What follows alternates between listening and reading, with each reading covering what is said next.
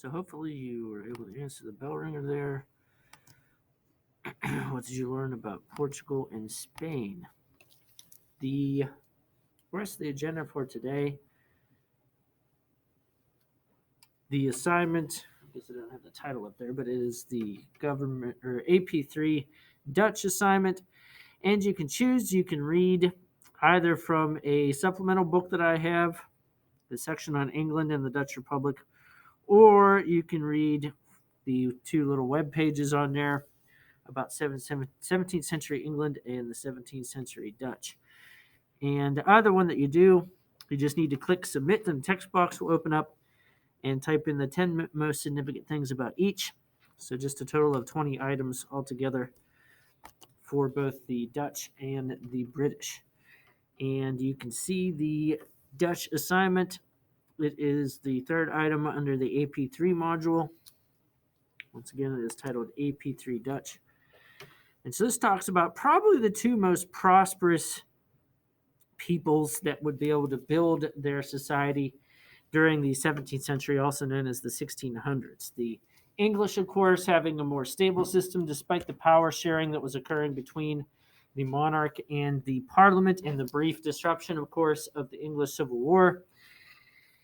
And then the Dutch, who were really the foremost capitalists of the time period, building up their Protestant society in such a way that basically embraced tolerism, because you can't really do business with people you discriminate against. So they're more open-minded and tolerant, and that would help kind of cement that as part of their society until the modern day.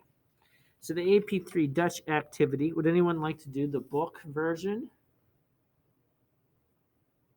No one's raising their hand. Okay. Then just the two links that are there, 17th century history of England, and the other one for the Dutch. So just 10 significant items from each, which you can type into the text box after clicking submit. And then when we get through 25 minutes of that, and the timer goes off, we'll go ahead and look at the notes, and we'll talk about France specifically. And then at the end of the class, the last part, we will cover the document-based question. And you might be wondering, why are we doing that already? Because starting tomorrow, we'll watch a film about Oliver Cromwell, who was the person that led the parliamentary forces during the English Civil War. And that will take us tomorrow and then part of Friday. So go ahead and begin on the AP Dutch assignment.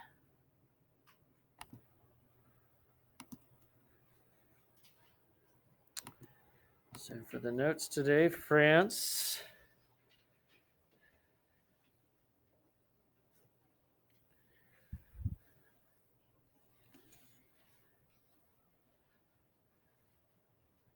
That, of course, is the royal coat of arms that was used by the Bourbon family.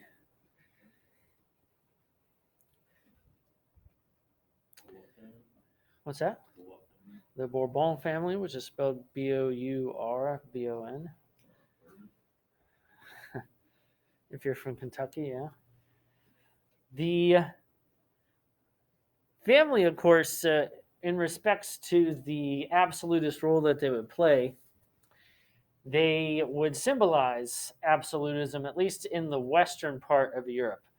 In the eastern part of Europe, that would, of course, be the Romanov family in Russia.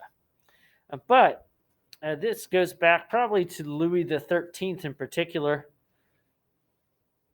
And we'll have a long line of Louis. Louis XIII became king at the young age of 9.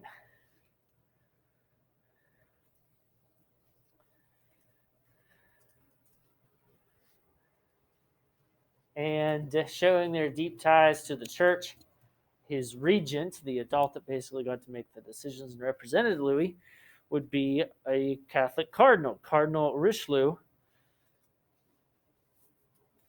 And Richelieu is spelled Richelieu.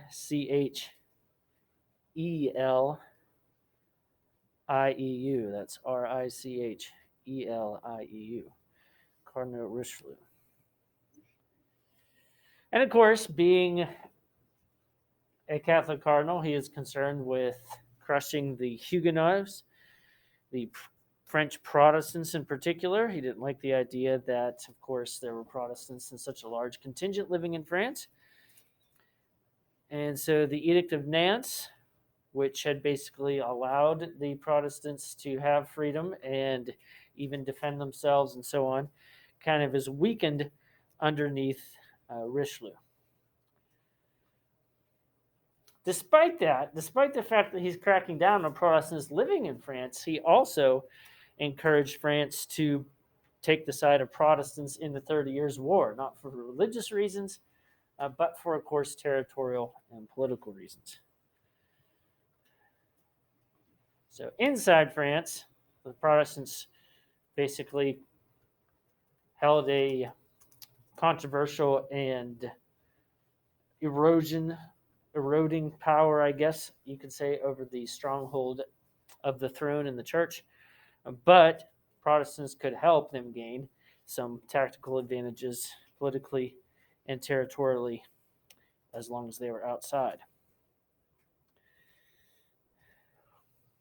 Just like Louis XIII, Louis XIV will end up taking over at the age of 5 years.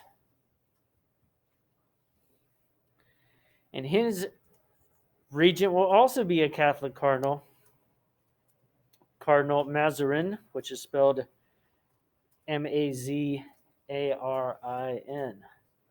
That's Mazarin.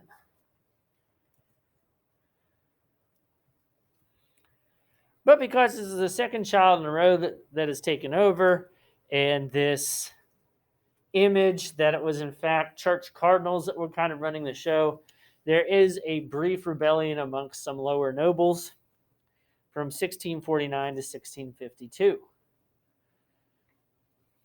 So there would be some rebellion amongst the lower nobles from 1649 to 1652. And this is known as the Fronde, which is spelled Fronde. Fronde.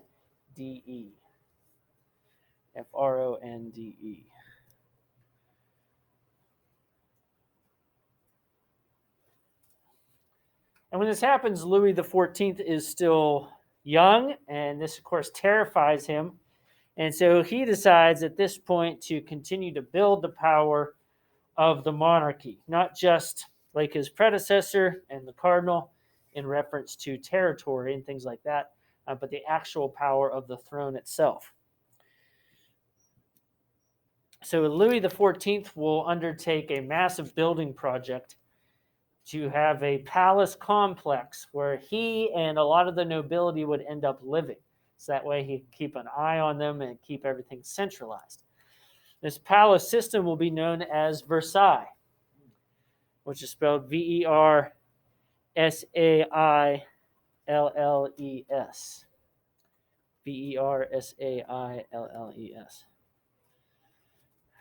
Or if you're in the suburb of Pittsburgh, Versailles. But Versailles,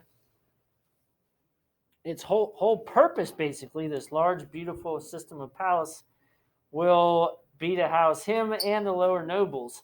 So that way they can't be off in the countryside on their own properties, gathering support amongst peasants and so on to lead in another rebellion. They're all going to be there, and if they want any type of government money or favors, they're going to have to live there and be there constantly with Louis XIV. And to keep everyone occupied, the lower nobility would perform a lot of the tasks that might otherwise be left up to servants, such as eating or serving meals to the king, helping him get dressed in the morning. Taking over one of these menial tasks was sometimes, especially if you were very lower noble, would be the only chance you would get to have one-on-one contact with the king. So this system was, from outsiders, might look like this opulent, elitist form of foolishness, but actually it was for political purposes. In the meantime, financially, the king relied on advisors in order to make sure that all of this could be paid for and that the economy of France was doing well. One person in particular was Jean-Baptiste Colbert, and that is spelled Jeanbaptiste.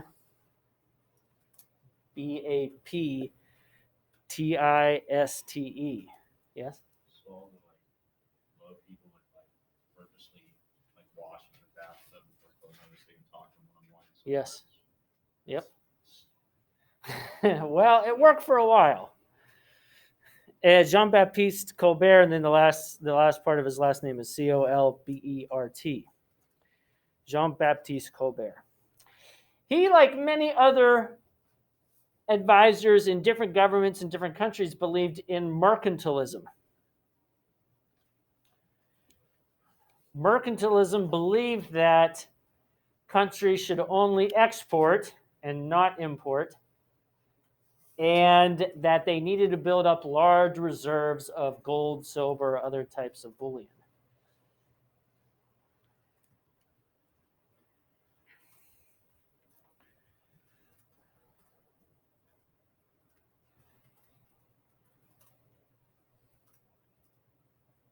To some extent, there was economic success, especially with the slave trade, although, of course, they competed heavily with the Dutch in that respect.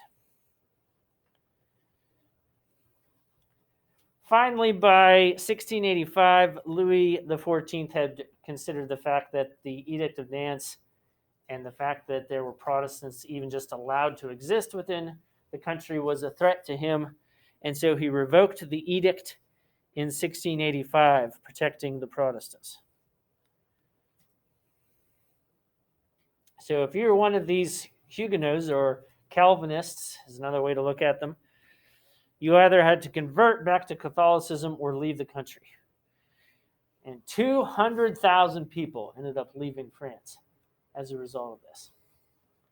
And that became especially problematic because of especially in Calvinism, the Protestant work ethic.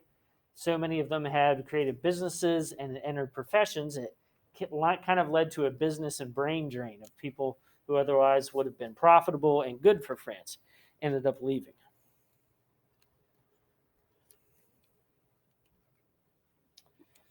But on the plus side, he was able to pick up some territory, conquering some smaller parts of the Holy Roman Empire, for instance, that existed along France's border.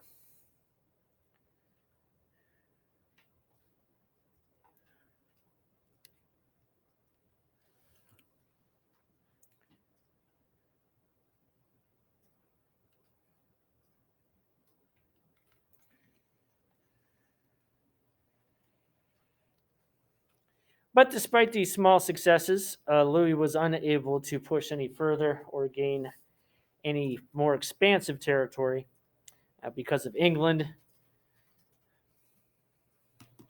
who is obviously France's major opponent. They had been since the 100 Years' War.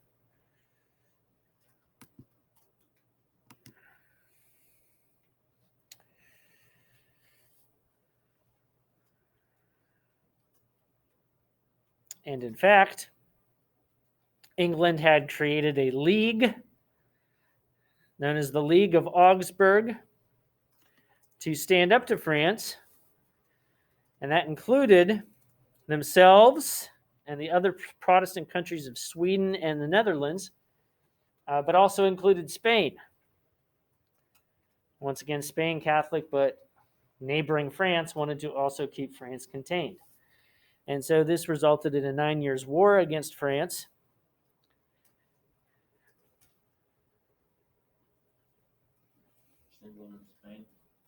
England, Spain, Sweden, and the Netherlands. So 3 Protestant countries and Spain. And then, obviously because these 3 countries wanted to keep Spain on their side, it became concerning when Charles II of Spain died. And the reason why that was a problem is because the next person in line for the Spanish throne was the nephew of Louis XIV.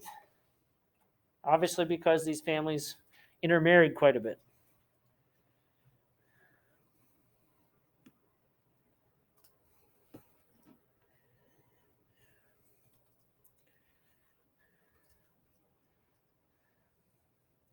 So England, the Netherlands, and some of the territories of the Holy Roman Empire wanted to stop this from happening. And so they would go to war with France to stop Louis XIV's nephew from inheriting the throne. This is why it's commonly known as the War of Spanish Succession.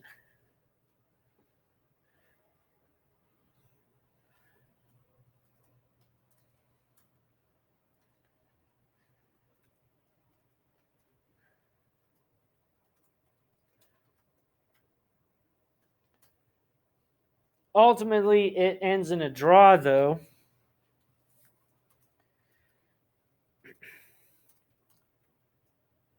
And Louis's nephew, Philip V, actually, will remain on the throne of Spain. But because France had fought in this long war and basically been weakened by it, there's basically no longer a threat to any type of expansionism anyway. And of course, England gets to keep one spot in Spain on the southern coast that they still have today. Does anybody know what the name of this is? What's that again? Gibraltar, yes. So Gibraltar is kept by the British and is still a British territory even till today. And the reason why that's important is because it's right there along the coast, so it contains access to the Mediterranean.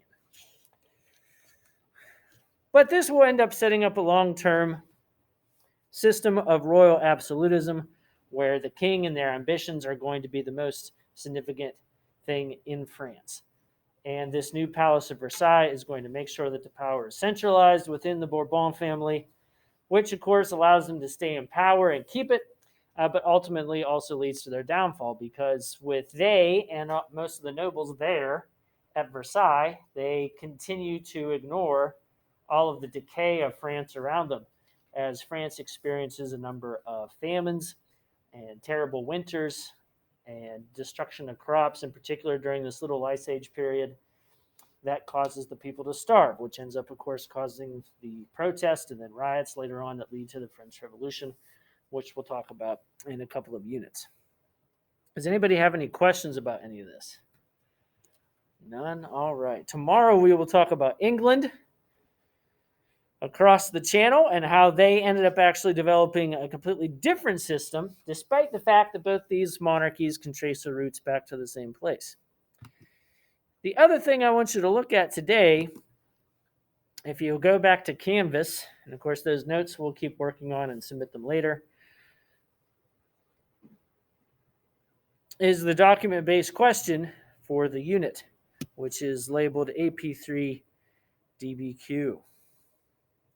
I just want to show you this, so if you still need some time to work on that Dutch assignment, that's okay. But I just wanted to show you this today, so that way we can move on to the movie tomorrow.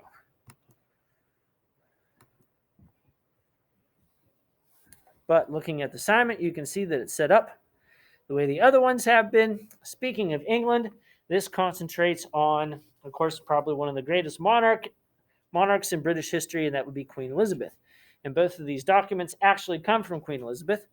The first one is The Gathering of Forces. This is a short excerpt. This is her speech that she gives before the Spanish Armada is supposed to arrive. And you can see there are two questions there. What is the main idea? And what are the three pieces of evidence? And the second one is a farewell speech she gives toward the end of her reign. And that, of course, would be the Speaker of the House of Commons that she's giving the address. And the same two questions go with that. And then finally, of course, you would answer what is the historical context, how are the documents similar, and how are they different. And so you just click submit and answer the answers in the text box. So you can work on that or continue to work on the AP3 Dutch assignment at this time. Does anybody have any questions? All right.